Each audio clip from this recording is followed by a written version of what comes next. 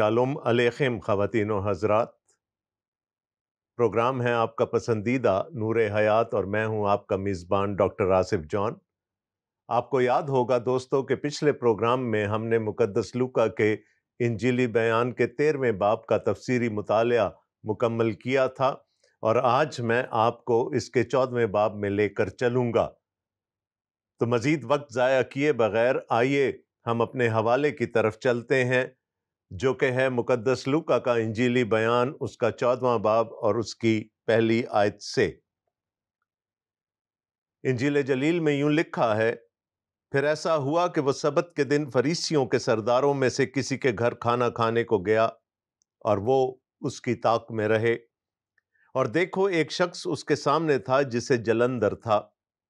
यसू ने शरा के आलिमों और फरीसियों से कहा कि सबत के दिन शिफा बख्शना रवा है या नहीं। वो चुप रह गए। उसने उसे हाथ लगाकर शिफा बख्शी और रुखसत किया और उनसे कहा, तुम में से ऐसा कौन है जिसका गधा या बैल कुएं में गिर पड़े और वो सबत के दिन उसको फौरन ना निकाल ले। वो इन बातों का जवाब ना दे सके। जब उसने देखा कि मेहमान सदर जगह किस तरह पसंद करते हैं, तो उनसे एक तमसील कही कि जब कोई तुझे शादी में बुलाए तो सदर जगह पर ना बैठ, कि शायद उसने किसी तुझसे भी ज्यादा इज्जतदार को बुलाया हो, और जिसने तुझे और उसे दोनों को बुलाया है आकर तुझसे कहे कि इसको जगह दे, फिर तुझे शर्मिंदा होकर सबसे नीचे बैठना पड़े। बल्कि जब तू बुलाया जाए तो सबसे नीची जगह जा बैठ, ताकि जब तेरा बुलाने वाला आए तो तुझसे कहे, आए दोस्त आगे बढ़कर बैठ। तब उन सब की नजर में जो तेरे साथ खाना खाने बैठे हैं तेरी इज्जत होगी। क्योंकि जो कोई अपने आप को बड़ा बनाएगा वो छोटा किया जाएगा, और जो अपने आप को छोटा बनाएगा वो बड़ा किया जाएगा।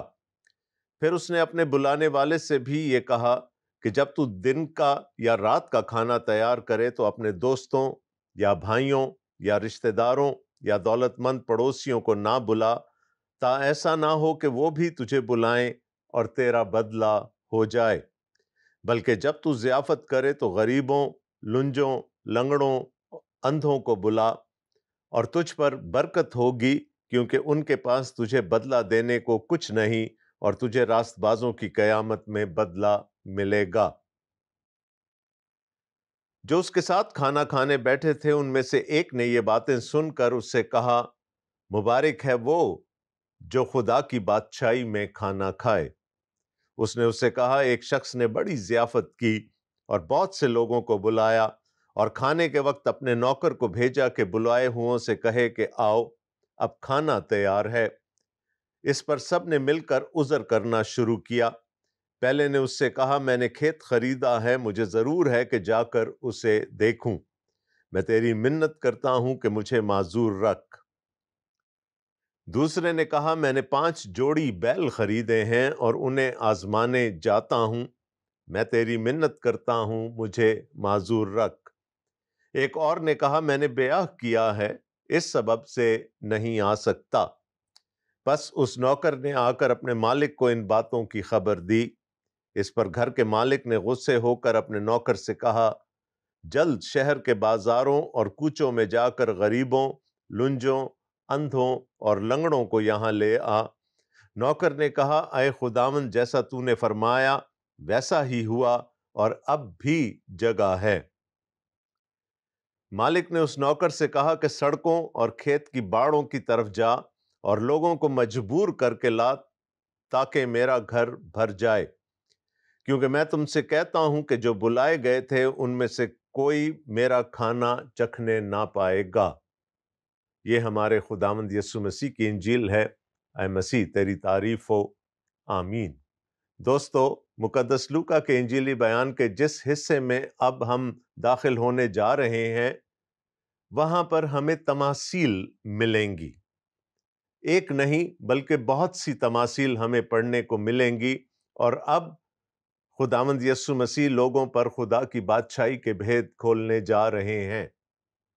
ना सिर्फ खुदा की बादशाही के, बल्कि उस बादशाही के लिए अपने आप को काबिल बनाने के लिए किस طرز کی زندگی ہمیں اس دنیا میں گزارنی ہے اس کے بارے میں بھی۔ 14واں باب ایک واقعے سے شروع ہوتا ہے۔ لکھا ہے پھر ایسا ہوا کہ وہ سبت کے دن فریسیوں کے سرداروں میں سے کسی کے گھر کھانا کھانے کو گیا اور وہ اس کی تانک میں رہے۔ بڑی عجیب سی بات نہیں لگتی؟ فریسی اور فقیہ تو خداوند یسوع مسیح سے دشمنی پر اتر آئے تھے، لیکن یہاں ہم دیکھتے ہیں کہ کسی فریسی نے خداوند یسوع مسیح کو اپنے گھر میں اتارا اور ان کو کھانا آفر کیا، اور لوکا ہمیں بتاتے ہیں کہ یہ سبت کا دن تھا۔ اور اس سے آگے جو بات لکھی ہے وہ شاید اس فریسی کی انٹینشن کو، اس کی نیت کو ہم کھول کر ہمارے سامنے رکھ دے گی۔ لکھا ہے اور وہ اس کی طاق میں رہے۔ شاید بلایا بھی اس کو اسی لیے تھا کہ سبت کے دن جیسا کہ یسوع کا وتیرہ تھا وہ کچھ ایسا کر دے کہ اس پر نکتہ چینی کی جا سکے، اس سے بحث کی جا سکے، اس کو مورد الزام ٹھہرایا جا سکے۔ اور یسوع مسیح لوگوں کو مایوس نہیں کیا کرتے تھے۔ یسوع کو وہیں پر ایک ایسا شخص نظر آ گیا جس کے بارے میں انجیل ہمیں بتاتی ہے کہ اس کو جلندر تھا۔ جلندر یا انگریزی میں جس کو ہم ڈراپسی کہتے ہیں، یہ وہ بیماری ہے جس میں جسم کے کچھ حصوں میں پانی جمع ہونا شروع ہو جاتا ہے اور وہاں سوجن پیدا ہو جاتی ہے۔ زیادہ تر یہ بازوؤں میں یا ٹانگوں میں ہوتا تھا۔ یہ بیماری شاید اتنی تکلیف دہ نہیں تھی جتنی دیکھنے میں بری نظر آتی تھی۔ وہ ایک بدن کا عضو جو سوج گیا ہے دوسرے اعضاء سے مختلف نظر آتا تھا، اور چونکہ سیمیٹری ختم ہو جاتی تھی اس لیے دیکھنے میں نہایت ہی برا لگتا تھا۔ خداوند یسوع مسیح اس شخص کو شفا دینا چاہتے ہیں، لیکن ان کو معلوم تھا کہ اگر سبت کے دن انہوں نے شفا دی تو کیا ہوگا۔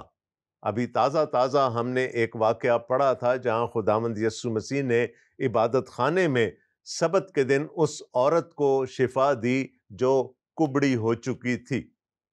وہاں پر بھی ایک بحث چھڑ گئی تھی، لیکن یہاں چونکہ خداوند یسوع مسیح اب کھانا کھانے بیٹھے ہیں، وہ نہیں چاہتے تھے کہ فضول کی بحث ہو، اس لیے انہوں نے خود ہی پہلے پوچھ لیا کہ کیا سبت کے دن شفا بخشنا روا ہے یا نہیں۔ وہ چپ رہ گئے، لکھا ہے ان کے پاس جواب نہیں تھا۔ وہ نہیں سمجھ پا رہے تھے کہ اس سوال کا کیا جواب دیا جائے۔ سو خداوند یسوع مسیح نے خود ہی سوال کر لیا، اور جب اس کو کوئی جواب نہیں ملا تو انہوں نے اس شخص کو ہاتھ لگا کر اس کو شفا دی اور رخصت کیا۔ اور پھر وہی بات ریپیٹ کی جو ہمیں پچھلے باب کے شروع میں نظر آئی تھی، اور ان سے کہا تم میں ایسا کون ہے جس کا گدھا یا بیل کنویں میں گر پڑے اور وہ سبت کے دن اس کو فوراً نکال نہ لے۔ یہ بالکل ایک نیچرل سی بات تھی۔ اگر اس قسم کا کوئی حادثہ سبت کے دن بھی پیش آ جاتا تھا تو لوگ سبت کی پرواہ کیے بغیر اس جانور کو ریسکیو کرتے تھے، اور یہاں تو ایک انسان تھا جو تکلیف میں مبتلا تھا، اور لکھا ہے کہ وہ ان باتوں کا جواب نہ دے سکے۔ کبھی کبھی مجھے لگتا ہے کہ خداوند یسوع مسیح جان بوجھ کر لوگوں کو پرووک کرتے تھے، اور وہ اس لیے پرووک کرتے تھے تاکہ تعلیم دینے کا کوئی موقع ان کے ہاتھ آ جائے۔ سبت کے معجزات پر اکثر اعتراض ہوتا رہا، لیکن خداوند یسوع مسیح سبت کے دن معجزات کرنے سے باز نہیں آئے، بلکہ وہ بار بار لوگوں کو یہ کچوکے لگاتے رہے کہ سبت کے دن شفا دی جا سکتی ہے۔ اب ظاہر ہے جس فریسی نے ان کو اپنے گھر میں اتارا تھا اس نے اور لوگوں کو بھی وہاں بلایا ہوگا، اور ظاہر ہے وہ فریسی ہے، اس کا معاشرے میں ایک مقام ہے، تو اس کے ہم پلہ لوگ وہاں آئے ہوں گے، اور خداوند یسوع مسیح ایک کونے میں بیٹھ کر لوگوں کے رویوں کو آبزرو کر رہے ہیں، ان کا مشاہدہ کر رہے ہیں۔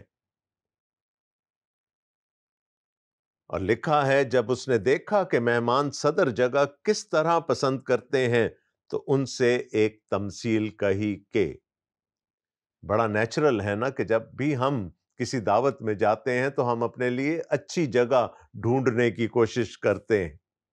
اور جیسے میں نے پہلے کہا کہ یہاں اور بھی فریسی آ رہے ہوں گے، شرع کے عالم آ رہے ہوں گے، فقیہ آ رہے ہوں گے، وہ سب لوگ آ رہے ہوں گے جن کا معاشرے میں ایک مقام تھا، اور یہ سب شاید ایک ہی لیول کے لوگ تھے، لیکن جو پہلے آیا اس نے اپنے لیے زیادہ اچھی جگہ منتخب کی۔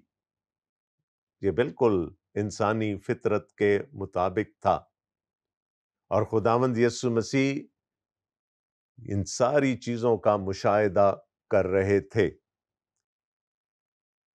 اور یہاں لکھا ہے کہ پھر خداوند یسوع مسیح نے ان سے ایک تمثیل کہی، جب کوئی تجھے شادی میں بلائے تو صدر جگہ پر نہ بیٹھ کہ شاید اس نے کسی تجھ سے بھی زیادہ عزت دار کو بلایا ہو کیا رہا ہے؟ انسانی فطرت کیا ہے کہ ہم نے اپنے آپ کو ممتاز کرنا ہے، ہم نے اپنے آپ کو سرفراز کرنا ہے، ہم نے اپنے آپ کو جلال دینا ہے، اور جتنی بلند جگہ پر یا جتنی بلند کرسی پر ہم بیٹھیں گے شاید لوگ یہ سمجھیں کہ ہمارا معاشرے میں مقام بھی اتنا ہی اونچا ہے۔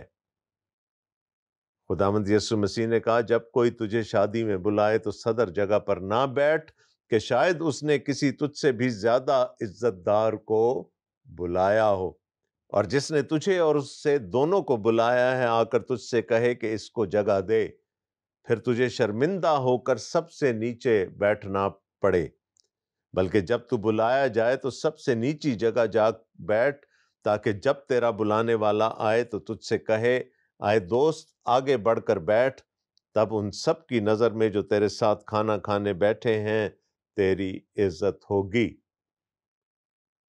کتنی معیوب سی بات ہوگی اگر میں کسی دعوت میں جاؤں اور سب سے اونچی جگہ جا کر بیٹھ جاؤں، تھوڑی دیر میں کوئی اور جو مجھ سے زیادہ عزت دار ہو وہ اس محفل میں آ جائے اور میزبان میرے کان میں آ کر کہے کہ پلیز یہ جگہ خالی کر دیں، یہ ہم نے ان کے لیے رکھی تھی۔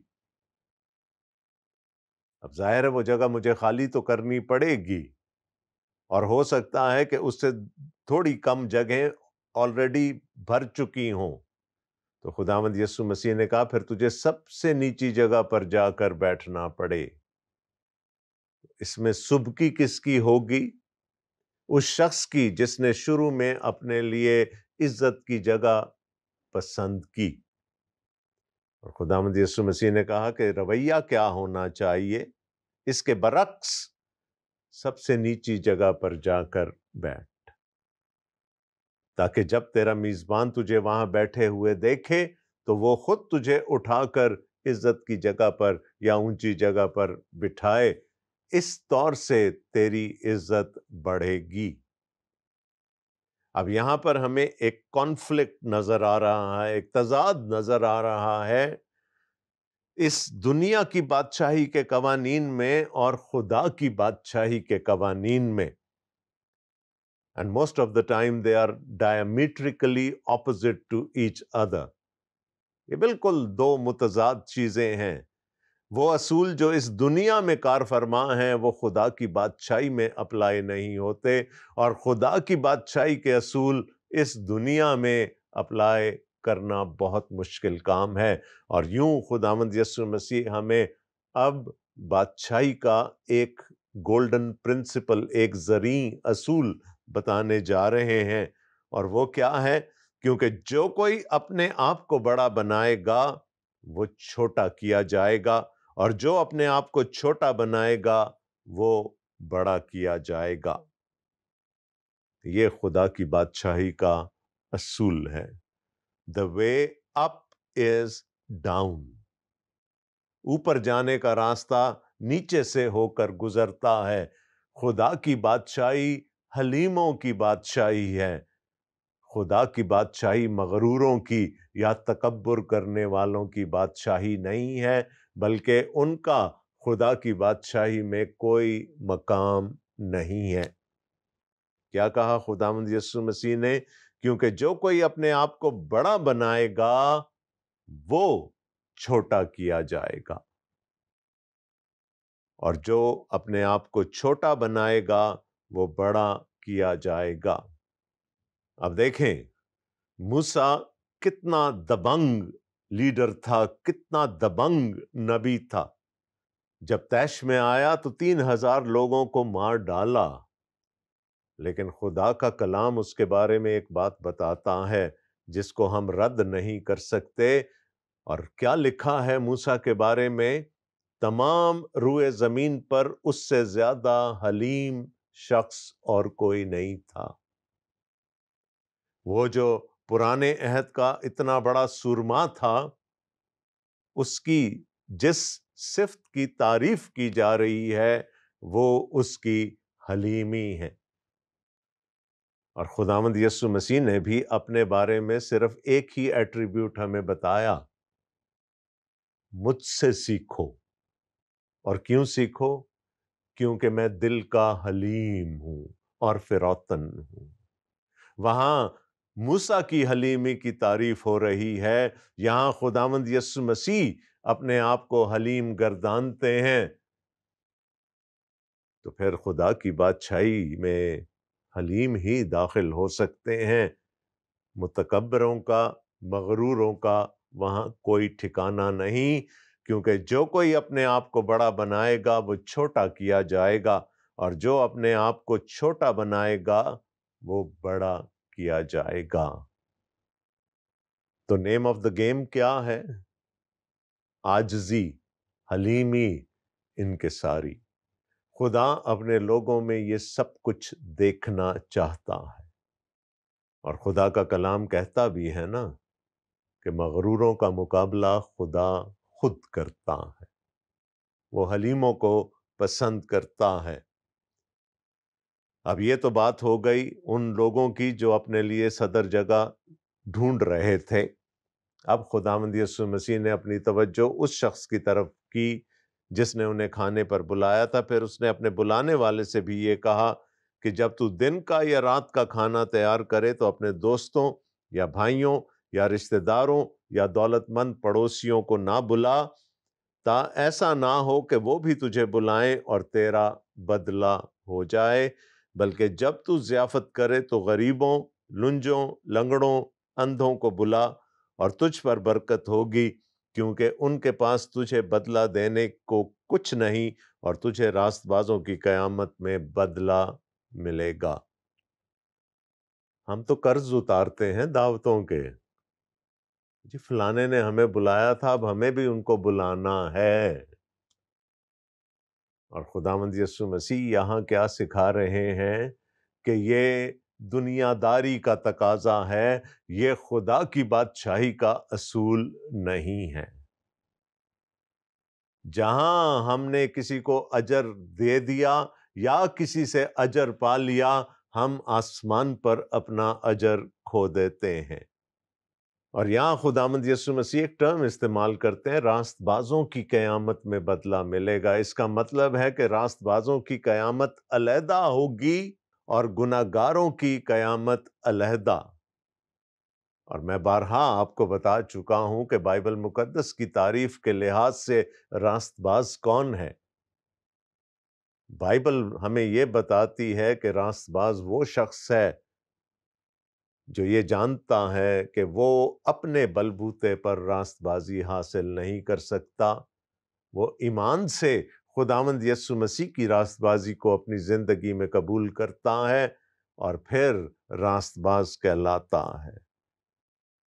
تو راست بازوں کی قیامت جب ہوگی وہاں پر بدلہ، ایمان رکھنے والا ہر شخص، خداوند یسوع مسیح کو قبول کرنے والا ہر شخص خدا کی بادشاہی میں داخل ہوگا، لیکن وہاں کون چھوٹا کیا جاتا ہے، کون بڑا کیا جاتا ہے، حلیمی دیکھی جائے گی، اجر ڈھونڈنا دیکھا جائے گا کہ کیا ہم اس دنیا میں اپنا اجر پانے کی کوشش کرتے ہیں یا اپنے باپ سے جو آسمان پر ہے اجر پانے کے متمنی ہیں۔ اگر ہم نے بدلے اتار لیے تو پھر ہم اپنا اجر پا چکے۔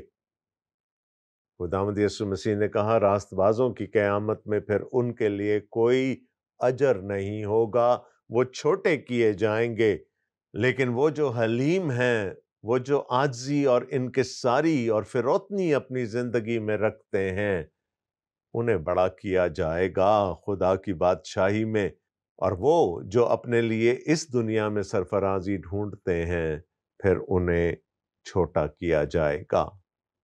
ابھی یہ باتیں چل رہی تھیں اور مجھے یقین ہے کہ آپ کا بھی یہی تجربہ رہا ہوگا کہ ہر محفل میں کوئی نہ کوئی ایک شخص ایسا ہوتا ہے جس کو اپنی راست بازی دوسروں پر جھاڑنی ہوتی ہے۔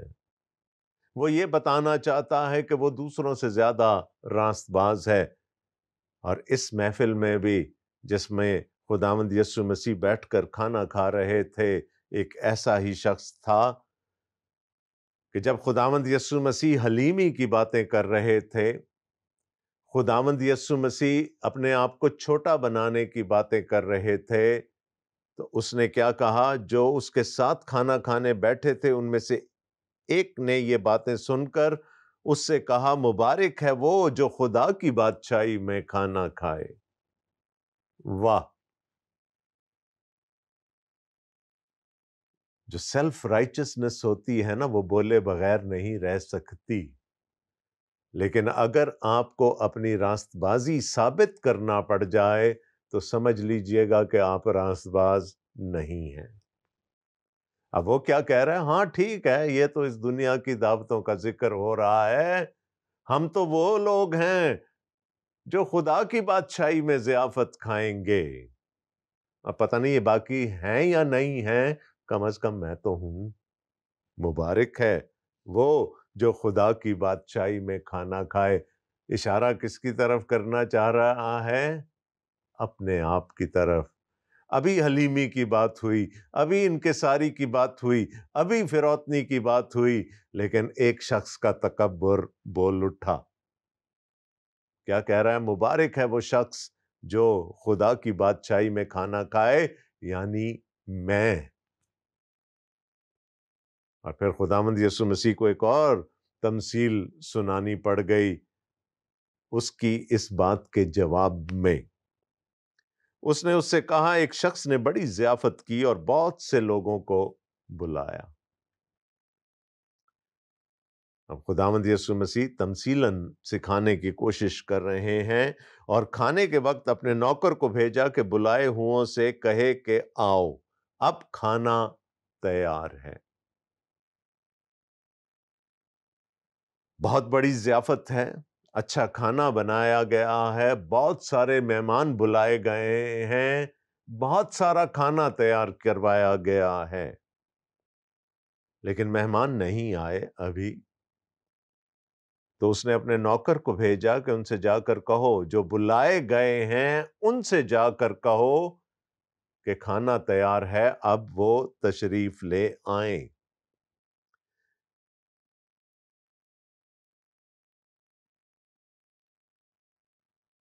18ویں آیت میں لکھا ہے، اس پر سب نے مل کر عذر کرنا شروع کیا۔ کن لوگوں نے عذر کرنا شروع کیا؟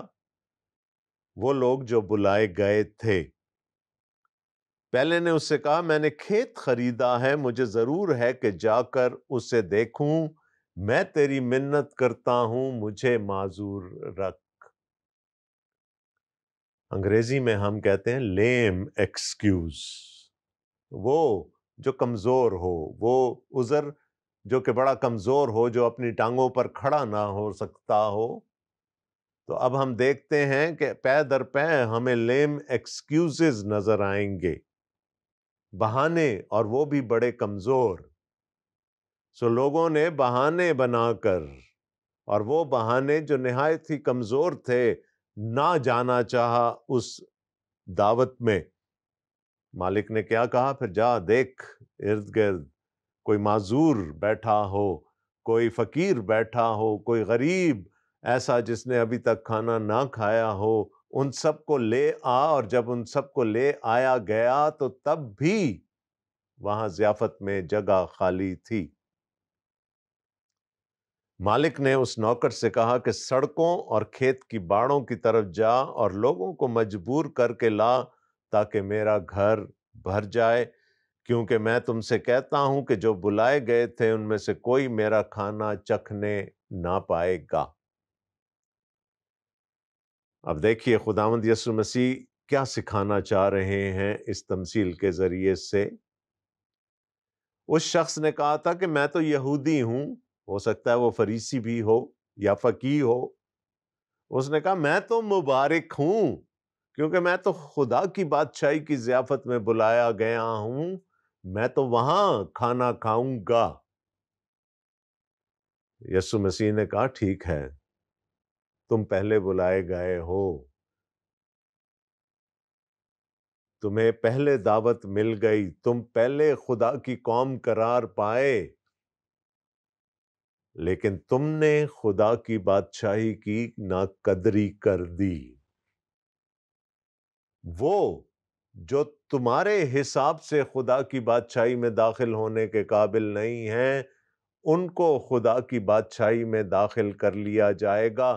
تو وہ جو لنگڑے، اندھے، لنجے جن کو بلایا گیا تھا، یہ وہ ہیں، یعنی محصول لینے والے، گناہگار، قسمیاں، جن کے بارے میں یہ فریسی اور فقیہ کہتے تھے کہ یہ تو خدا کی بادشاہی میں داخل ہی نہیں ہو سکتے۔ خداوند یسوع مسیح نے کہا وہ بلا لیے جائیں گے، اور وہ تمہاری نظروں کے سامنے سے خدا کی بادشاہی میں، خدا کی بادشاہی کی ضیافت میں شریک ہوں گے۔ کرنا کیا ہے؟ صرف خداوند یسوع مسیح پر ایمان لانا، اس کی راست بازی کو اوڑھ کر اس بادشاہی کی ضیافت میں شریک ہونا ہے۔ سوچئے گا۔ اگلے پروگرام میں آپ کے ساتھ پھر ملاقات ہوگی۔ تب تک کے لیے اپنے میزبان ڈاکٹر آصف جان کو اجازت دیجیے۔ خدا حافظ۔